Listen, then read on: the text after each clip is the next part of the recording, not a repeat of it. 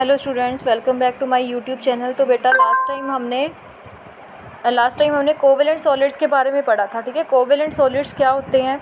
अब आज हम उसकी दो एग्जांपल्स बेटा, डायमंड और ग्रेफाइट, उनके स्ट्रक्चर को अच्छे से ध्यान से समझना है आपने। उसके बाद हम करेंगे मेटेलिक सॉलिड्स और मॉलिक्यूलर सॉलिड्स। तो दो टाइप्स और हैं, उनके बारे में आज डिटेल में बेटा जानेंगे। ठीक है, तो सबसे पहले हम स्ट्रक्चर्स को एक बार देख लेते हैं, डायमंड और ग्रेफाइट की स्ट्रक्चर्स कैसी होती हैं। तो ये बेटा आपकी स्ट्रक्चर्स है ग्रेफाइट की और डायमंड की। तो इसको मैं एक बार समझा देती हूँ आपको। सबसे पहले डायमंड की स्ट्रक्चर में देखना है आपने यहाँ पे क्या है, एक ये कार्बन, ठीक है, एक कार्बन चार और इस टाइप से कार्बन से बॉन्डेड है। ठीक है, तो मतलब यहाँ पे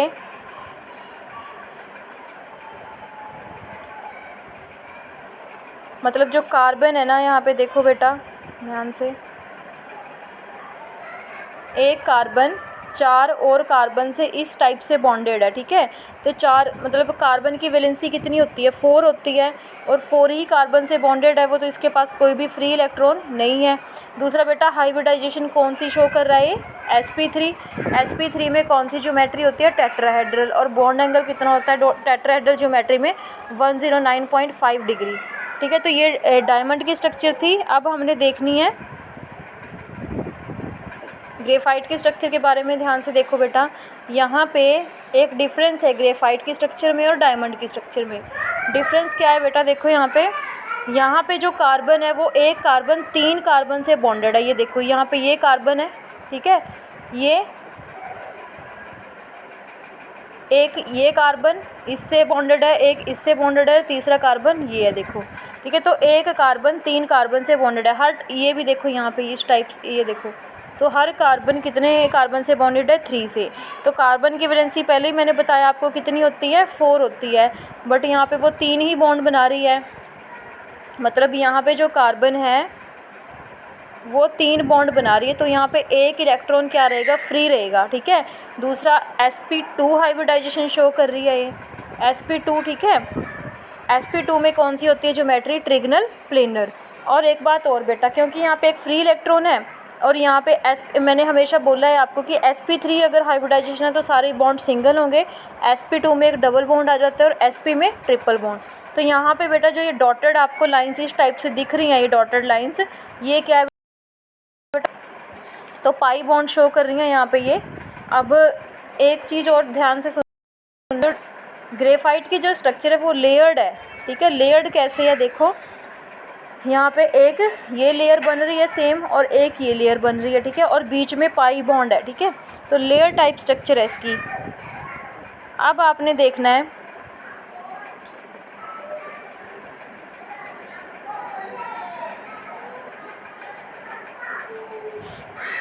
अभी यहाँ पे इसके कुछ पॉइंट्स कर लेते हैं। ठीक है, डायमंड और ग्रेफाइट के। तो यहाँ पे देखो मैंने स्ट्रक्चर आपको एक बार समझा दिया। तो diamond carbon has tetrahedral geometry, bond angle is 109, और बहुत ही जाइंट मॉलिक्यूल है बेटा ये। जाइंट मतलब बहुत ही ज़्यादा कॉम्प्लेक्स स्ट्रक्चर है, काफ़ी सारे कार्बन्स हैं, फिर वो आगे 4 और कार्बन से बॉन्डेड है। ठीक है, इस वजह से मॉलिक्यूल बहुत ही ज़्यादा कॉम्प्लेक्स है। हार्डेस्ट सब्सटेंस है, पता ही आपको डायमंड, सभी सब्सटेंसेस में से सबसे हार्डेस्ट कौन सा होता है, डायमंड। ठीक है, because of no free electron, क्योंकि एक कार्बन 4 के साथ बॉन्डेड है, 4 ही उसकी वैलेंसी होती है, तो कोई भी फ्री इलेक्ट्रॉन बचता ही नहीं है। बिकॉज ऑफ नो, तो कोई भी इलेक्ट्रॉन फ्री नहीं है, इस वजह से ये क्या है, दे आर बैड कंडक्टर। अब इलेक्ट्रिसिटी कंडक्ट करने के लिए फ्री इलेक्ट्रॉन्स की ज़रूरत तो होती है, बट यहाँ पे कोई फ्री इलेक्ट्रॉन ही नहीं है, इसलिए ये क्या है, बैड कंडक्टर है। नेक्स्ट बेटा graphite, due to the presence of free electron, मैंने बताया कि ग्रेफाइट के स्ट्रक्चर में एक कार्बन 3 और कार्बन से बॉन्डेड है, तो एक यहाँ पे इलेक्ट्रॉन फ्री बचता है। तो यहाँ पे due to the presence of free electrons it becomes a good conductor of electricity. It is a covalent solid, it has high melting and boiling point, क्योंकि ये कोवेलेंट ही है, उसी के एग्जाम्पल में पढ़ रहे हैं हम इसको, तो इसका मेल्टिंग और बॉइलिंग पॉइंट भी क्या होगा, हाई होगा।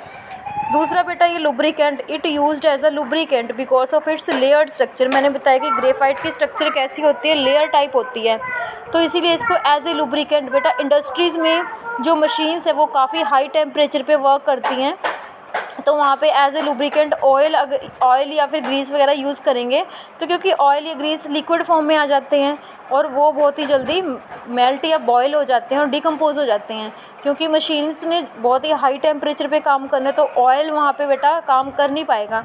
तो इसलिए ग्रेफाइट की है जो वो वहाँ पे लेयर एक लुब्रिकेटिंग जो ग्रेफाइट है वो एज ए लुब्रिकेंट वहाँ पे यूज़ किया जाता है, क्योंकि एक तो इसकी लेयर्ड स्ट्रक्चर होती है, दूसरा इसका मेल्टिंग या बॉइलिंग पॉइंट क्या होता है, हाई होता है। ठीक है बेटा, अब ये तो आपका हो गया है पूरा कोवलेंट सॉलिड और इसकी कुछ एग्जांपल्स।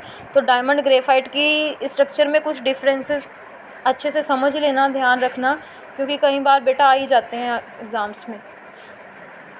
नेक्स्ट हमने करना है मेटेलिक सॉलिड्स। तो मेटेलिक सॉलिड्स भी ध्यान से समझना बेटा, एक एक लाइन इसकी। मेटेलिक सॉलिड्स क्या होते हैं? मेटेलिक सॉलिड्स मीन्स ऐसे सॉलिड्स जिसमें कॉन्स्टिट्यूएंट पार्टिकल्स क्या होंगे? मेटल एटम्स होंगे, और वो मेटल एटम्स किस टाइप से बॉन्डेड होंगे? मेटेलिक बॉन्ड से। ठीक है, तो फोर्स ऑफ अट्रैक्शन कैसी होगी? मेटेलिक बॉन्डिंग होगी उनके अंदर। दूसरा बेटा, क्योंकि मेटल्स का करेक्टर है वो इलेक्ट्रोपॉजिटिव होते हैं, मतलब कोई भी मेटल जैसे सोडियम हो गया, लिथियम हो गया, इनके ऊपर पॉजिटिव चार्ज होता है हमेशा ही। तो पॉजिटिव चार्ज होते हैं इसलिए इनको इलेक्ट्रोपॉजिटिव, मतलब ये क्या कर सकते हैं? लूज़ कर सकते हैं वैलेंस शेल से इलेक्ट्रॉन्स को। तो इनका मतलब इलेक्ट्रॉन लूज़ करने का की टेंडेंसी बहुत ज़्यादा हाई होती है, इसलिए इनको हम क्या बोलते हैं? ये इलेक्ट्रोपॉजिटिव इन नेचर। अब एक एग्जांपल से समझना बेटा पूरा मेटेलिक सॉलिड को क्या होता है ये।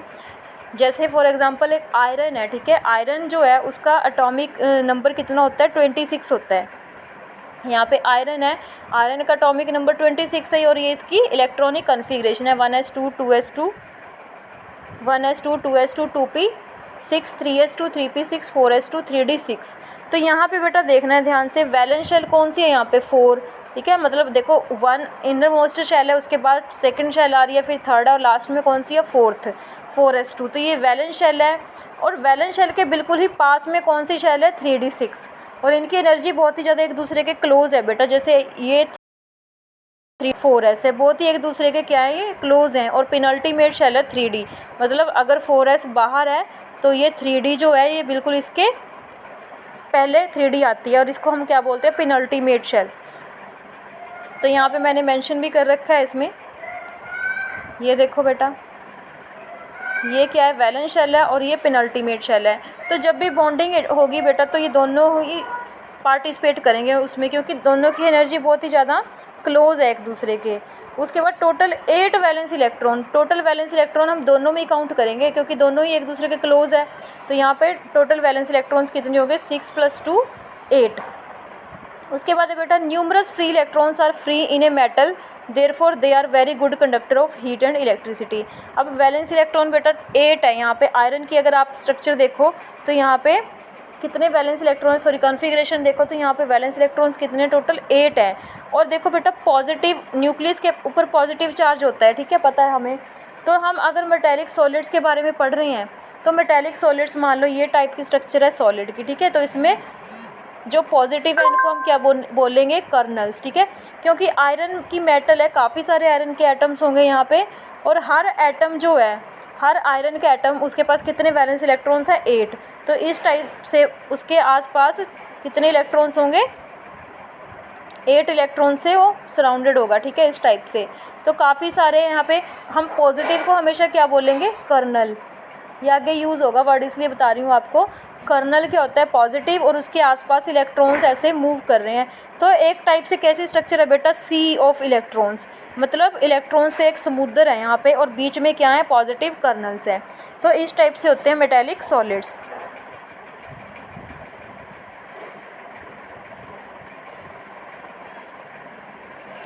तो स्ट्रक्चर एक बार ध्यान से आपने समझ लिया, पॉइंट्स अच्छे से समझ में आ जाएंगे बेटा आपको सभी। अब ध्यान से देखना, क्योंकि यहाँ पे काफ़ी सारे फ्री, मैंने अभी बताया आपको 8 वैलेंस इलेक्ट्रॉन है, तो वो 8 के 8 valence electron around the nucleus क्या करते हैं? मूव करते हैं। ठीक है, तो यहाँ पे greater the number of electron, sorry numerous electrons are free इन,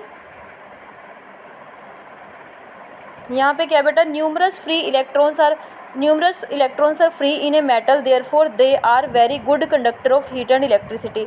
तो काफ़ी सारे वैलेंस इलेक्ट्रॉन है, फ्री घूम रहे हैं, तो जिनकी वजह से वो अच्छे कंडक्टर होंगे हीट और इलेक्ट्रिसिटी के।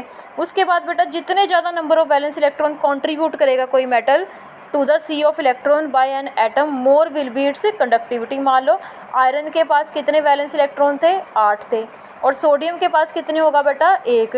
तो अच्छा कंडक्टिविटी किसकी शो करे, कौन शो करेगा यहाँ पे, आयरन, क्योंकि इसके पास ज़्यादा नंबर ऑफ इलेक्ट्रॉन्स है फ्री। ठीक है, तो यहाँ पे एक चीज़ ये पॉइंट अच्छे से ध्यान में रखना है। नेक्स्ट है initially on increasing the temperature. Initially तो बेटा जैसे ही हम टेम्परेचर इंक्रीज़ करेंगे क्या होगा, कंडक्टिविटी भी इंक्रीज़ करेगी। Initially on increasing the temperature the electron movement increases. मान लो ये सेम वही स्ट्रक्चर है, ठीक है, यहाँ पे पॉजिटिव है, उसके अराउंड क्या है, ऐसे इलेक्ट्रॉन्स है, इस टाइप से काफ़ी सारे होते हैं इसमें बेटा एटम्स, यहाँ पे बना नहीं पा रही हूँ मैं। तो ये क्या करेंगे बेटा, ये जैसे इलेक्ट्रॉन्स हैं और बीच में ये पॉजिटिव है, ठीक है, ऐसे पॉजिटिव होंगे कहीं कहीं। तो क्या होता है, जैसे ही यहाँ पे हम टेम्परेचर इंक्रीज़ करते हैं तो ये इलेक्ट्रॉन्स मूव करना स्टार्ट करते हैं और एक ही डायरेक्शन में ऐसे फ्लो करने लगते हैं। ठीक है, बट जैसे ही मतलब अगर इन्होंने देखो थोड़े टेम्परेचर पे तो ये मूवमेंट कर रहे हैं और वो अच्छी कंडक्टिविटी शो करेंगे, बट जैसे ही टेम्परेचर फर्दर और इंक्रीज़ करते हैं तो ये जो पॉजिटिव है यहाँ पे, ठीक है, ये भी आपस में मूवमेंट शुरू कर देते हैं। और जैसे ही मूवमेंट होएगी एक दूसरे के पास आके ये क्या करेंगे, एक दूसरे को रिपेल करेंगे तो इनके आसपास जो इलेक्ट्रॉन है बेटा वो भी डिस्टर्ब हो जाएंगे, उनकी जो अरेंजमेंट है वो भी डिस्टर्ब हो जाएगी, जिसकी वजह से क्या होगी बेटा, कंडक्टिविटी क्या करेगी, इसकी डिक्रीज़ करेगी।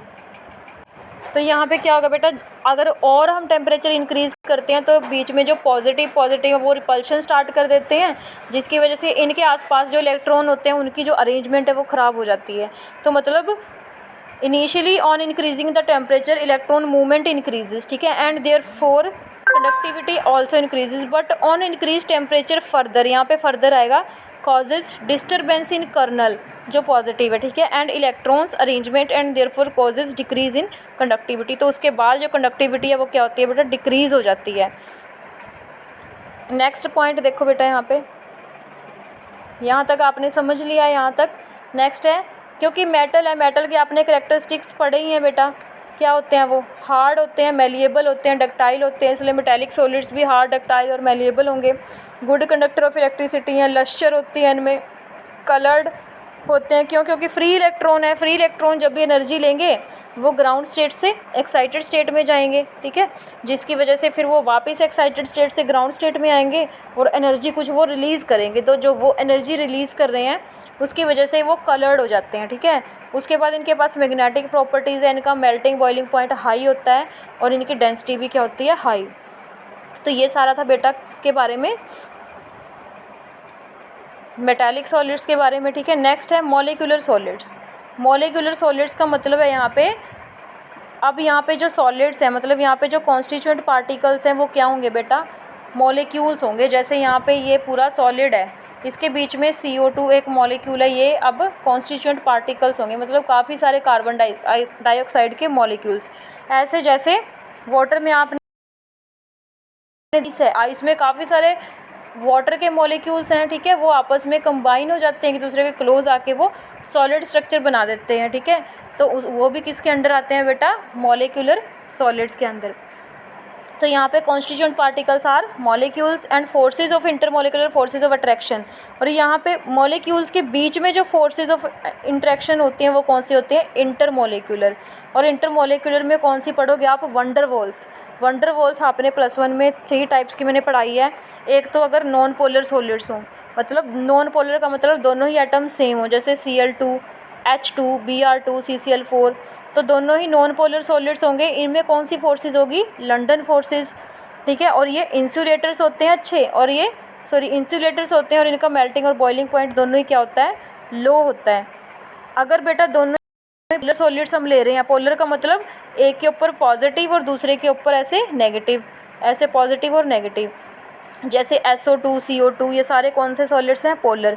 तो ये भी इंसुलेटर्स होते हैं, इनका भी मेल्टिंग और बॉइलिंग पॉइंट क्या होगा, लो होगा। थर्ड बेटा, अगर हाइड्रोजन बॉन्डेड सॉलिड्स हैं, हाइड्रोजन बॉन्डिंग का मतलब एक एटम हाइड्रोजन का होगा, दूसरा कोई भी बहुत ज़्यादा इलेक्ट्रोनेगेटिव होगा, जैसे Cl हो गया, या फिर ऑक्सीजन हो गया, या फिर फ्लोरीन हो गया, ठीक है, या फिर नाइट्रोजन हो गया। तो ये इलेक्ट्रोनेगेटिव है काफ़ी एलिमेंट्स, तो इनके साथ अगर हाइड्रोजन की बॉन्डिंग हो रही है तो उसको हम क्या बोलते हैं, हाइड्रोजन बॉन्डिंग। तो इसकी एग्जांपल बेटा जैसे NH3, देखो नाइट्रोजन है, इधर फ्लोरीन है, इधर ऑक्सीजन है, तो ये कौन से हैं बेटा, हाइड्रोजन बॉन्डेड सॉलिड्स हैं। ये भी इंसुलेटर्स होते हैं और इनका भी मेल्टिंग और बॉइलिंग पॉइंट क्या रहेगा, लो रहेगा। तो ये बेटा 4 टाइप्स के क्रिस्टलाइन सॉलिड्स, एक एक लाइन मैंने आपको समझाई है, आपने अच्छे से नोटबुक पे लिखना है ये, ठीक है। आज के लिए इतना ही सफिशिएंट है। Thank you so much.